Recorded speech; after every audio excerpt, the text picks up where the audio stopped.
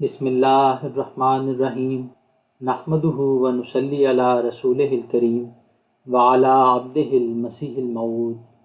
ملفوظات حضرت مسیح موعود علیہ السلام۔ حضرت مسیح موعود و مہدی موعود علیہ السلام فرماتے ہیں، نماز کیا ہے؟ یہ ایک خاص دعا ہے، مگر لوگ اس کو بادشاہوں کا ٹیکس سمجھتے ہیں۔ نادان اتنا نہیں جانتے کہ بھلا خدا تعالیٰ کو ان باتوں کی کیا حاجت ہے، اور اس کے غنائے ذاتی کو اس بات کی کیا حاجت ہے کہ انسان دعا، تسبیح اور تحلیل میں مصروف ہو، بلکہ اس میں انسان کا اپنا ہی فائدہ ہے کہ وہ اس طریق پر اپنے مطلب کو پہنچ جاتا ہے۔ مجھے یہ دیکھ کر بہت افسوس ہوتا ہے کہ آج کل عبادت اور تقویٰ اور دینداری سے محبت نہیں ہے۔ اس کی وجہ ایک عام زہریلا اثر رسم کا ہے۔ اسی وجہ سے اللہ تعالیٰ کی محبت سرد ہو رہی ہے، اور عبادت میں جس قسم کا مزہ آنا چاہیے وہ مزہ نہیں آتا۔ دنیا میں کوئی ایسی چیز نہیں جس میں لذت اور ایک خاص حظ اللہ تعالیٰ نے رکھا نہ ہو۔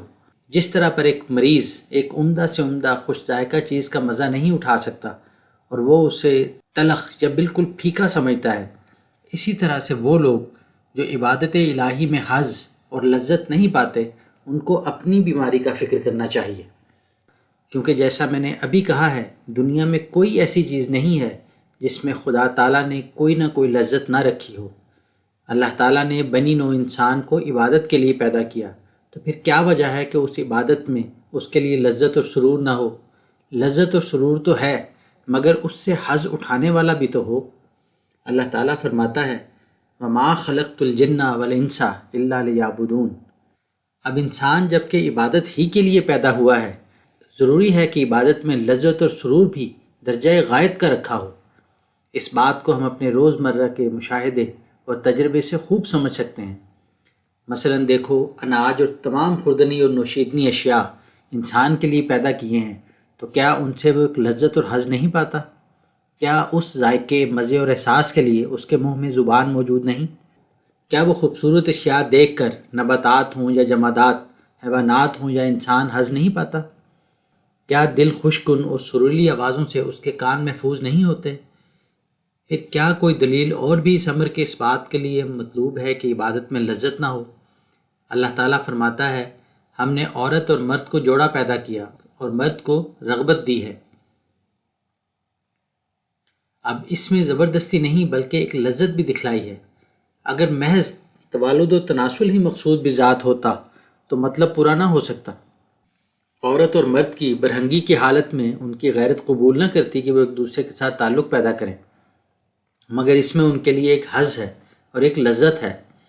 یہ حظ اور لذت اس درجے تک پہنچی ہے کہ بعض کوتاہ اندیش انسان اولاد کی بھی پرواہ اور خیال نہیں کرتے، بلکہ ان کو صرف حظ ہی سے کام اور غرض ہے۔ اللہ تعالیٰ کی علت غائب بندوں کا پیدا کرنا تھا، اور اس سبب کے لیے ایک تعلق عورت اور مرد میں قائم کیا، اور ضمناً اس میں ایک حظ رکھ دیا جو اکثر نادانوں کے لیے مقصود بذات ہو گیا ہے۔ اسی طرح سے خوب سمجھ لو کہ عبادت بھی کوئی بوجھ اور ٹیکس نہیں، اس میں بھی ایک لذت اور سرور ہے، اور یہ لذت اور سرور دنیا کی تمام لذتوں اور تمام حظوظ نفس سے بہتر اور بالا تر ہے۔ جیسے عورت اور مرد کے باہمی تعلقات میں ایک لذت ہے، اور اس سے وہی بہرہ مند ہو سکتا ہے جو مرد اپنے قوا صحیحہ رکھتا ہے۔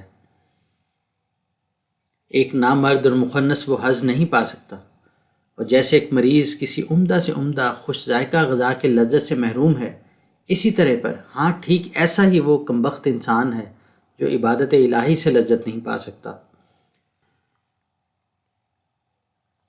عورت اور مرد کا جوڑا تو باطل اور عارضی جوڑا ہے۔ میں کہتا ہوں حقیقی، ابدی اور لذت مجسم جو جوڑ ہے وہ انسان اور خدا تعالیٰ کا ہے۔ مجھے سخت اضطراب ہوتا ہے، اور کبھی کبھی یہ رنج میری جان کو کھانے لگتا ہے کہ ایک دن اگر کسی کو روٹی کھانے کا مزہ نہ آئے تو طبیب کے پاس جاتا اور کیسی کیسی منتیں اور خوشامدیں کرتا، روپیہ خرچ کرتا، دکھ اٹھاتا ہے کہ وہ مزہ حاصل ہو۔ وہ نامراد جو اپنی بیوی سے لذت حاصل نہیں کر سکتا، بعض اوقات گھبرا گھبرا کر خودکشی کے ارادے تک پہنچ جاتا، اور اکثر موتیں اس قسم کی ہو جاتی ہیں۔ مگر وہ مریض دل، وہ نامراد کیوں کوشش نہیں کرتا جس کو عبادت میں لذت نہیں آتی؟ اس کی جان کیوں غم سے نڈھال نہیں ہو جاتی؟ دنیا اور اس کی خوشیوں کے لیے کیا کچھ کرتا ہے، مگر ابدی اور حقیقی راحتوں کی وہ پیاس اور تڑپ نہیں پاتا۔ کس قدر بے نصیب ہے، کیسا ہی محروم ہے۔ عارضی اور فانی لذتوں کے علاج تلاش کرتا ہے اور پا لیتا ہے۔ کیا ہو سکتا ہے کہ مستقل اور ابدی لذت کے علاج نہ ہوں؟ ہیں اور ضرور ہیں، مگر تلاش حق پہ مستقل اور پویا قدم درکار ہے۔ قرآن کریم میں ایک موقع پر اللہ تعالیٰ نے صالحین کی مثال عورتوں سے دی ہے۔ اس میں بھی سر اور بھید ہے۔ ایمان لانے والوں کو مریم اور آسیہ سے مثال دی ہے، یعنی خدا تعالیٰ مشرکین میں سے مومنوں کو پیدا کرتا ہے۔ بہرحال عورتوں سے مثال دینے میں دراصل ایک لطیف راز کا اظہار ہے، یعنی جس طرح عورت اور مرد کا باہم تعلق ہوتا ہے، اسی طرح پر عبودیت اور ربوبیت کا رشتہ ہے۔ اگر عورت اور مرد کی باہم موافقت ہو اور ایک دوسرے پر فریفتہ ہو تو وہ جوڑا ایک مبارک اور مفید جوڑا ہوتا ہے، ورنہ نظام خانگی بگڑ جاتا ہے اور مقصود بذات حاصل نہیں ہوتا ہے۔ مرد اور جگہ خراب ہو کر صدہا قسم کی بیماریاں لے آتے ہیں، عاطشت سے مجروم ہو کر دنیا میں ہی محروم ہو جاتے ہیں، اور اگر اولاد ہو بھی جاوے تو کئی پشت تک یہ سلسلہ برابر چلا جاتا ہے، اور ادھر عورت بے حیائی کرتی پھرتی ہے اور عزت اور آبرو کو ڈبو کر بھی سچی راحت حاصل نہیں کر سکتے۔ غرض اس جوڑے سے الگ ہو کر کس قدر بد نتائج اور فتنے پیدا ہوتے ہیں، اسی طرح پر انسان روحانی جوڑے سے الگ ہو کر مجذوب اور مخذول ہو جاتا ہے۔ دنیاوی جوڑے سے زیادہ رنج و مصائب کا نشانہ بنتا ہے۔ جیسا کہ عورت اور مرد کے جوڑے سے ایک قسم کی بقا کے لیے حظ ہے، اسی طرح پر عبودیت اور ربوبیت کے جوڑے میں ایک ابدی بقا کے لیے حظ موجود ہے۔ صوفی کہتے ہیں جس کو یہ حظ نصیب ہو جاوے وہ دنیا اور ما فیہا کے تمام حظوظ سے بڑھ کر ترجیح رکھتا ہے۔ اگر ساری عمر میں ایک بار بھی اس کو معلوم ہو جاوے تو وہ اس میں ہی فنا ہو جاوے۔ لیکن مشکل تو یہ ہے کہ دنیا میں ایک بڑی تعداد ایسے لوگوں کی ہے جنہوں نے اس راز کو نہیں سمجھا، اور ان کی نمازیں صرف ٹکرے ہیں اور اوپرے دل کے ساتھ ایک قسم کی قبض اور تنگی سے صرف نشست و برخاست کے طور پر ہوتی ہیں۔ مجھے اور بھی افسوس ہوتا ہے جب میں یہ دیکھتا ہوں کہ بعض لوگ صرف اس لیے نمازیں پڑھتے ہیں کہ وہ دنیا میں معتبر اور قابل عزت سمجھے جائیں، اور پھر اس نماز سے یہ بات ان کو حاصل ہو جاتی ہے، یعنی وہ نمازی اور پرہیزگار کہلاتے ہیں۔ پھر ان کو کیوں یہ کھا جانے والا غم نہیں لگتا کہ جب جھوٹ موٹ اور بے دلی کی نماز سے ان کو یہ مرتبہ حاصل ہو سکتا ہے تو کیوں ایک سچے عابد بننے سے ان کو عزت نہ ملے گی، اور کیسی عزت ملے گی؟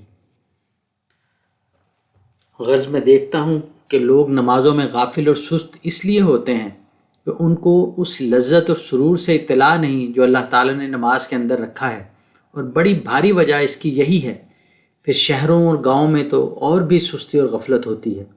150واں حصہ بھی تو پوری مستعدی اور سچی محبت سے اپنے مولائے حقیقی کے حضور سر نہیں جھکاتا۔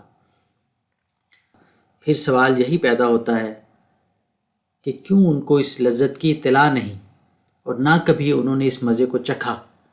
اور مذاہب میں ایسے احکام نہیں ہیں۔ کبھی ایسا ہوتا ہے کہ ہم اپنے کاموں میں مبتلا ہوتے ہیں اور مؤذن اذان دے دیتا ہے، پھر وہ سننا بھی نہیں چاہتے، گویا ان کے دل دکھتے ہیں۔ یہ لوگ بہت ہی قابل رحم ہیں۔ بعض لوگ یہاں بھی ایسے ہیں کہ ان کی دکانیں دیکھو تو مسجدوں کے نیچے ہیں، مگر کبھی جا کر کھڑے بھی تو نہیں ہوتے۔ بس میں یہ کہنا چاہتا ہوں کہ خدا تعالیٰ سے نہایت سوز اور ایک جوش کے ساتھ یہ دعا مانگنی چاہیے کہ جس طرح پھلوں اور اشیاء کی طرح طرح کی لذتیں عطا کی ہیں، نماز اور عبادت کا بھی ایک بار مزہ چکھا دے۔ کھایا ہوا یاد رہتا ہے۔ دیکھو، اگر کوئی شخص کسی خوبصورت کو ایک سرور کے ساتھ دیکھتا ہے تو وہ اسے خوب یاد رہتا ہے، اور پھر اگر کسی بد شکل اور مکروہ ہیئت کو دیکھتا ہے تو اس کی ساری حالت باعتبار اس کے مجسم ہو کر سامنے آ جاتی ہے۔ ہاں، اگر کوئی تعلق نہ ہو تو کچھ یاد نہیں رہتا۔ اسی طرح بے نمازوں کے نزدیک نماز ایک تاوان ہے کہ ناحق صبح اٹھ کر سردی میں وضو کر کے خواب راحت چھوڑ کر اور کئی قسم کی آسائشوں کو کھو کر پڑھنی پڑتی ہے۔ اصل بات یہ ہے کہ اسے بیزاری ہے، وہ اس کو سمجھ نہیں سکتا۔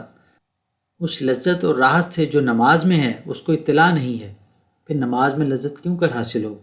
میں دیکھتا ہوں ایک شرابی اور نشہ باز انسان کو جب سرور نہیں آتا تو وہ پے در پے پیالے پیتا جاتا ہے، یہاں تک کہ اس کو ایک قسم کا نشہ آ جاتا ہے۔ دانشمند اور بزرگ انسان اس سے فائدہ اٹھا سکتا ہے۔ اور وہ یہ کہ نماز پر دوام کرے اور پڑھتا جاوے یہاں تک کہ اس کو سرور آ جاوے۔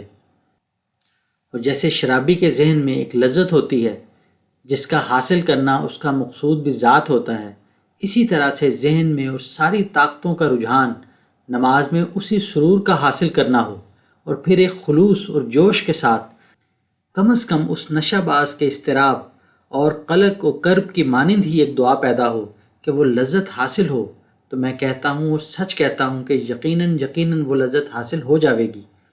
پھر نماز پڑھتے وقت ان مفاد کا حاصل کرنا بھی ملحوظ ہو جو اس سے ہوتے ہیں، اور احسان پیش نظر رہے۔ ان الحسنات یذہبن السیئات، نیکیاں بدیوں کو زائل کر دیتی ہیں، بس ان حسنات کو اور لذات کو دل میں رکھ کر دعا کرے کہ وہ نماز جو صدیقوں اور محسنوں کی ہے وہ نصیب کرے۔ یہ جو فرمایا ہے ان الحسنات یذہبن السیئات، یعنی نیکیاں یا نماز بدیوں کو دور کرتی ہے، یا دوسرے مقام پر فرمایا ہے کہ نماز فواحش اور برائیوں سے بچاتی ہے۔ اور ہم دیکھتے ہیں کہ بعض لوگ باوجود نماز پڑھنے کے پھر بدیاں کرتے ہیں۔ اس کا جواب یہ ہے کہ وہ نمازیں پڑھتے ہیں مگر نہ روح اور راستی کے ساتھ، وہ صرف رسم اور عادت کے طور پر ٹکرے مارتے ہیں، ان کی روح مردہ ہے۔ اللہ تعالیٰ نے ان کا نام حسنات نہیں رکھا، اور یہاں جو حسنات کا لفظ رکھا، صلات کا لفظ نہیں رکھا، باوجود کہ معنی وہی ہیں۔ اس کی وجہ یہ ہے کہ تا نماز کی خوبی اور حسن و جمال کی طرف اشارہ کرے کہ وہ نماز بدیوں کو دور کرتی ہے جو اپنے اندر ایک سچائی کی روح رکھتی ہے اور فیض کی تاثیر اس میں موجود ہے۔ وہ نماز یقیناً برائیوں کو دور کرتی ہے۔ نماز نشست و برخاست کا نام نہیں ہے، نماز کا مغز اور روح وہ دعا ہے جو ایک لذت اور سرور اپنے اندر رکھتی ہے۔